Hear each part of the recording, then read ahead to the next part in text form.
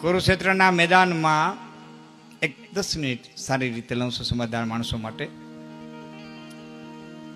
8મા દિવસના સૂર્યનારાયણ મેર બેઠા, શંખનાદ થયા, હથિયારો મ્યાન થયા. એટલે દુર્યોધને ભીષ્મ પિતા પાસે જઈને કીધું, બાબા હવે તો પેટ મેલાય છોડ્યો, હવે તો પેટ મેલાય છોડ્યો. કેટલું પેટ મેલાય રાખીને લડવું? કે દીકરા વાત કેમ કરસ? કે ખાવ અમારું, સેનાપતિ અમારા, હથિયાર અમારા, ઘોડા અમારા, સારથી અમારા, રેવું અમારા ભેરું, સેનાપતિ અમારા, જીતાડવા પાંડવોને. કેમ કેમ કેસ કે આજ 8 દીથી અર્જુન લડે. એ દ્રોણાચાર્યના શિષ્યની હું તાકાત છે કે પરશુરામના તેલા હું 8 દી સુધી બાણ હાકી શકે? તમારે મારવો નથી, પેટમાં પાપ છે. અને તઈ હથિયાર ને મૂકતા મૂકતા ભીષ્મ પિતામહ હે ધનુષ મૂકતા મૂકતા એટલું કીધું, ત્યાં બેટા કાયલું અર્જુનને મારે. એ કાયલું અર્જુનને મારે શબ્દો છૂટી ગયા ને પાંડવોના મોઢા માટે મેચ જડી ગઈ. રાંધા ધાન ડખડી પીડ્યા કે કાયલ અર્જુન નથી, કાયલ અર્જુન નથી, કાયલ અર્જુન નથી. ભાભો બોલે નહીં, બોલ્યા પછી કોઈ દી ફરે નહીં. કાયલ અર્જુન નથી, કાયલ અર્જુન નથી, કાયલ અર્જુન નથી. રાંધા ધાન રખડી પીડ્યા સાહેબ. અને એમાં ભગવાન કૃષ્ણ નીકળ્યા બરોબર રાતનો સમય. અને નીકળ્યા અને ધર્મરાજાના ચકને આમ અડગો કર્યો અને નજર કરી તો બેઠો બેઠો ભાલાને ઝેર પાતા હતા.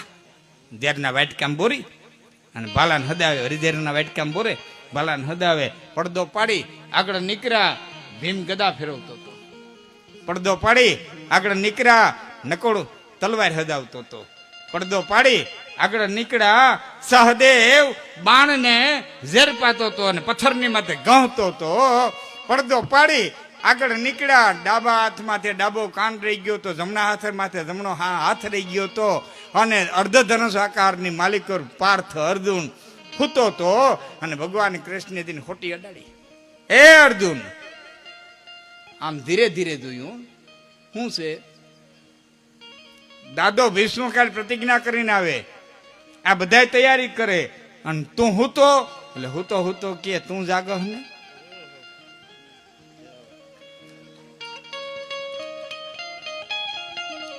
આ શરણાગતિ બાપ, આનું નામ શરણાગતિ. તું જાગન પછી મારે ચિંતા છે ને.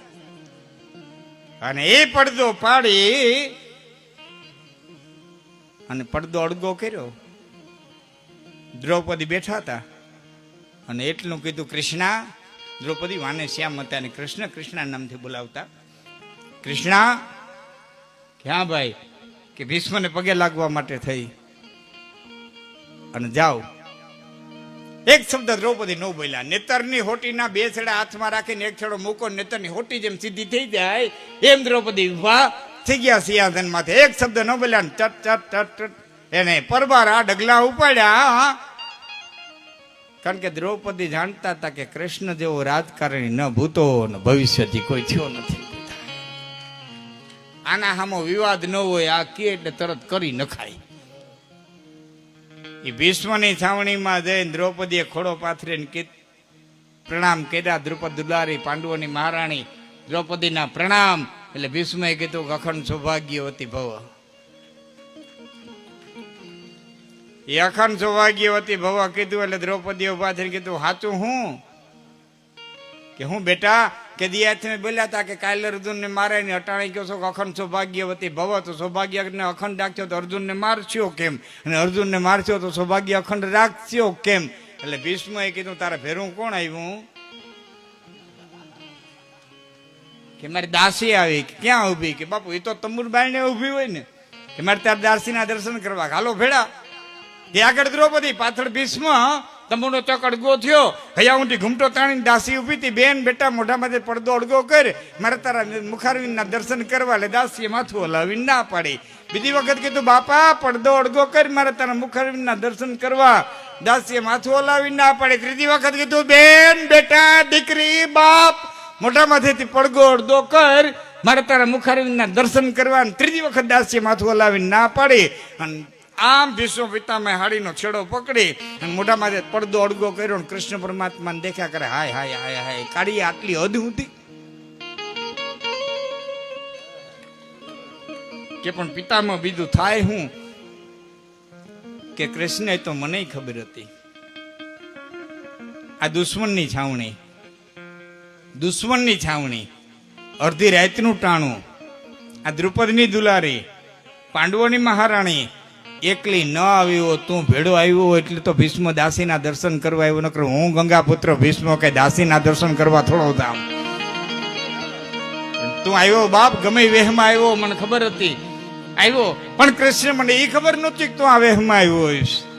હવે બાપ સાંભળી લે, કૃષ્ણ મારા બાપ શાંતનુને જેથી મસગંધાને અરે પરણાવ્યો તે તેને બાપે કીધું તું તારો દીકરો જુવાન છે ને મારી દીકરીના દીકરાને કેમ સિંહાસન મળે. તેથી મેં કીધું તો હું તો સિંહાસન નહીં લઉં, પણ મારા છોકરા કદાચ હસ્તિનાપુરની ગાદી માગે હો તને વેમ હોય ને તો માં ગંગાની સાક્ષીએ પ્રતિજ્ઞા કરું છું કે આ ખોડિયાની માલિક પ્રાણ રહે ત્યાં સુધી હું સ્ત્રીને હાથ નહીં અડાડું. મેં ભીષણ કર્મ કર્યું તો ભીષ્મ પ્રતિજ્ઞા લીધી. આજ કુરુક્ષેત્રના મેદાનની માલિકો, સ્ત્રીના વેહની માલિકો આવી અડધી રાતના સમયે હાડીના છેડાની માથે હાથ મુકાવી અને મારી પ્રતિજ્ઞાનો ભંગ કરાવ્યો છે. હું 33 કોટી દેવતાઓ, અપ્સરાઓ, ગંધર્વો, કિંડો, ચારણો, સિદ્ધો, મુન્યો, તપસ્યો, જોગ્યો, જત્યો, સત્યો, ગ્રહો, નક્ષત્ર, તારાઓને સાક્ષી પ્રતિજ્ઞા કરું છું કે હવારે તમારા હાથમાં હથિયાર ધારણ કરાવીને તમારી પ્રતિજ્ઞાનો ભંગ ન કરાવું તો ભીષ્મ. અને કારતક વધ છઠના સૂર્યનારાયણ ઉદય થયા. બરોબર લડતા ભીષ્મ અર્જુન હામ આવ્યા. એ કાનુદી પણ ખેંચી અને અર્જુન બાણ છોડે, સનન કરતું બાણ છૂટે.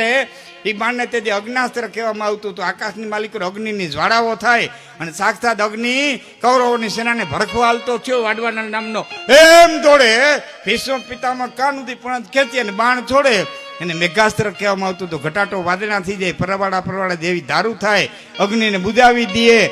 વરસાદને રોકવા અર્જુન બાણ છોડે, એને પવનાસ્ત્ર કહેવામાં આવતું હતું. પવન ઉત્પન્ન થાય, વાદળા વીખી નાખે, વરસાદ રોકાઈ જાય. વંટોળિયાને રોકવા ભીષ્મ બાણ છોડે, એને પર્વાસ્ત્ર કહેવામાં આવતું હતું. પર્વત થઈ જાય, બાણના સમૂહ રચાઈ જાય, દિવાલો રચાઈ જાય, પવન રોકાઈ જાય. પર્વતોને રોકવા અર્જુન બાણ છોડે, એને વજ્રાસ્ત્ર કહેવામાં આવતું હતું. વજ્ર ઉત્પન્ન થાય, પર્વતના ટુકડા કરી અને જમીન ઉપર નાખીને અગ્નિ અસ્ત્ર હિતે વ્યોમ બીચ કિન્ની જ્વાલ માલ મેઘ અસ્ત્ર હિતે જ્વાલ તાઈ કો બુજાઈ હે ત વાયુ અસ્ત્ર હિતે મેઘ ગિરી અસ્ત્ર હિતે વાયુ વજ્ર અસ્ત્ર હિતે ગિરી છીન મે કપાય.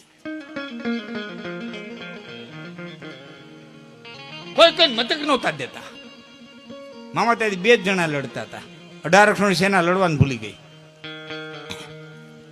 જે હામાં દુશ્મન ઉભા હતા ને, એકબીજાને ખંભે તલવાર પૂરવી દેવાના હતા ને, એકબીજાને ખંભે હાથ દઈને જોતા હતા કોણ બાણ છોડે છે, કોણ બાણ તોડે છે, કોણ બાણ જોડે છે ને કોણ છૂટેલા પાછું બોલાવે છે. 4 પ્રકારની ધનુર્વિદ્યા, જોડવું, છોડવું, તોડવું, છૂટેલા બોલાવવું. તો બહુ હમદાર દાયરો છે, એ વાત મને યાદ આવે કરું છું. 4 પ્રકારની ધનુર્વિદ્યા એ જોતા હતા. એટલી ચપળતાથી કે નક્કી નહોતા કરી શકતા કેનું બાણ છૂટ્યું, કેનું બાણ તૂટ્યું. હું ભૂલી ગયા આપણે હામાં તલવાર પૂરવી દેવાના હતા. એ પિતામહ પારથ કે પ્રબલ પ્રહાર પેખી પાર્થિવ અનેક એક તે હૈરો રહો. હાથે ખંભા હાથે દઈને ઉભા રહી ગયા. પાર્થિવ અનેક એક તે હૈરો રહો. અને એમાં અર્જુનના રથમાંથી બાણ છૂટ્યું નહીં. અર્જુનના રથમાંથી બાણ છૂટ્યું નહીં. અને કૃષ્ણ પરમાત્માએ આમ જોયું, એ પાછું ફરીને આમ જોયું તો અર્જુન ઉદાત બલ શસ્ત્ર કો બિસારી બેઠો, વામ પાની થેરી ભૂત ગાંજીવ ધેરો રહો. ડાબા હાથમાં ગાંડીવ રહી ગયો, જમણો હાથ ભાથામાં રહી ગયો. જો આમ અર્જુન ઉભો રહી ગયો. આમ શું કરવા? આમ બાણ કાઢવા જાય ને, અર્ધું બાણ નીકળે તા ભીષ્મનું બાણ છૂટી ગયું, અર્જુનનું બાણ તૂટી ગયું હોય, પૂખડું હાથમાં રહી ગયું, બાણ પાછું ભાથા પડી ગયું. બાણ કાઢવાનો વેત ન રહેવા દીધો. 18 અક્ષોણી સેનાના સૈનિકો લડવાનું ભૂલી ગયા.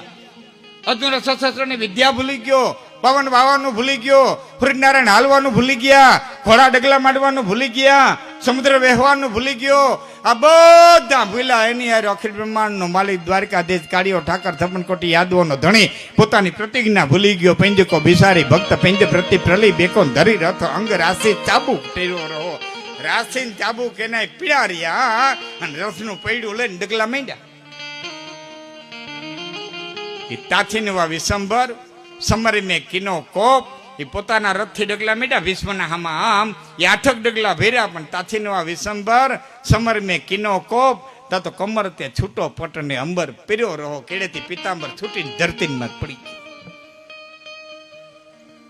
કાંસીમાં મજાની વાત હવે છે. કેળેથી પિતાંબર છૂટી અને ધરતીની માથે પડી ગયું. ન્યા ધરતીએ પિતાંબરને કીધું, મૂર્ખા 1800 સેનાની ઊભી છે ને તું કૃષ્ણને કેળે છૂટીને આવતું રહ્યું. એટલે પિતાંબરે કીધું, ભીષ્મથી બીન નથી આવ્યું, ભીષ્મની તાકાતથી બીન નથી આવ્યું. કે માં કેની હી પ્રતિજ્ઞા અશ્વ પ્રેરિત પ્રતોત બિના લોહકો છુબોના યુદ્ધ આદિકીએ બાની હે. અને એવી પ્રતિજ્ઞા કરી હતી કે ઘોડાને હાંકવાના સાધનો સિવાય હું લોઢાની હડે નહીં, લોહકો છુબોના યુદ્ધ આદિકીએ બાની હે. કે પટકો તથાબરી પાય બડે લોક જૂઠે પરે, તાકો સંગ છોડ દેના નીતિ કી નિશાની. મોટો માણા દેદી ખોટો પડે તે દેનો સંગ છોડી દેવો જોઈએ. એટલે છોડી અને આવતું રહ્યું છે. હવે એટલે સાંભળજો, આ તો નર રથ તે ઉતરે પકડે હરી કે પાય, કે યહા અન્યાય કહા કરતા હો અને દોરા હતો શસ્ત્ર ઉઠાય. હે કૃષ્ણ, તમે આ શું કરો છો, શું કરો છો, શું કરો છો? એમ કરતો કરતો અર્જુન ધડ્યો પગમાં પડી ગયો. હે નાથ, શું કરો છો? આ બધું ભીષ્મે રથમાં મામા ઠેકડો માર્યો,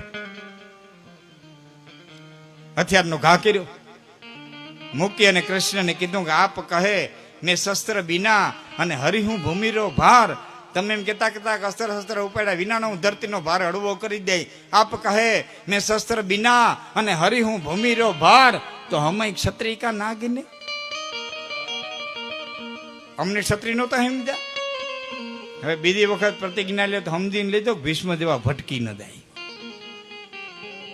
પણ હવે સાંભળજો, તઈ ચક્રનો ઘા કરી અને અખિલમાનના માલિકે ભીષ્મને ઉત્તર દીધો તો ડારી ચક્ર હરી હસી દિયો અને ઉત્તર દિયો વ્રજરાજ, કે તોરી પ્રતિજ્ઞા મોર મેં આજ તોર પ્રતિજ્ઞા કાજ. હે ભીષ્મ, મેં મારી પ્રતિજ્ઞા તોડી હોય તો તમારી પ્રતિજ્ઞા રાખવાને ખાતર તોડી, કે દુનિયામાં અબજું મળવું હોય તો મને ભલે મળે, મારા ભક્તને ન મળવો જોઈએ, એટલે મેં મારી પ્રતિજ્ઞા તોડી નાખી છે.